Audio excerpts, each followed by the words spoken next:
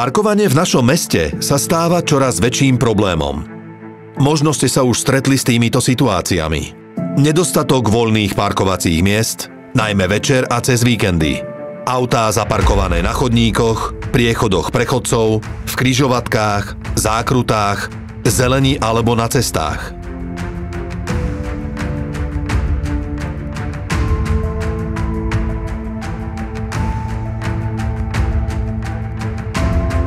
Návštevníci a občania s prechodným pobytom obsadzujú miesta rezidentom.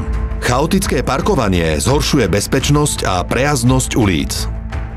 Keď sa v minulosti stavali mestá, nerátalo sa s tým, že každá domácnosť bude vlastniť auto.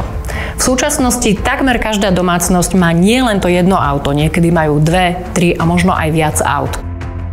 Chápeme, že niekedy nájsť parkovacie miesto je náročné a nechceme, aby ste sa dostali do nepríjemnej situácie.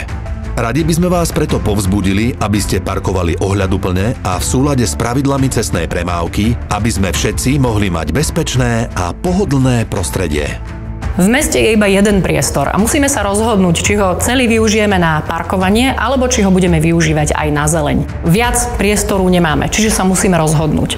Chceme v meste zachovať aj zeleň a práve preto musíme limitovať parkujúce autá. Zatiaľ sa síce pokuty udeľujú skôr sporadicky, no bolo by skvelé, keby sme sa všetci snažili dodržiavať pravidlá už teraz. Príprava parkovacej politiky nie je jednoduchá záležitosť. Mesto na to, aby všetko správne fungovalo, musí poodstraňovať rôzne dopravné značenie, ktoré nie je potrebné už v tom novom systéme a musí zase urobiť dopravné značenie, ktoré pre parkovaciu politiku potrebuje.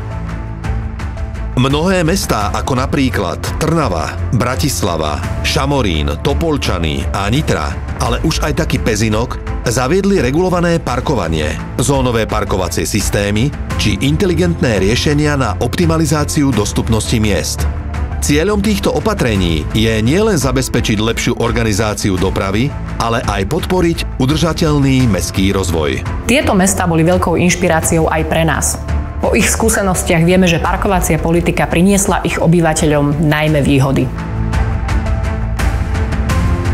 Boli by sme radi, aby parkovanie v našom meste bolo spravodlivé, pohodlné a dostupné pre každého. Preto zavádzame systém, ktorý vám umožní parkovať od 50 eur ročne za prvé auto, čo je menej ako 1 euro na týždeň, teda menej ako cena jednej kávy.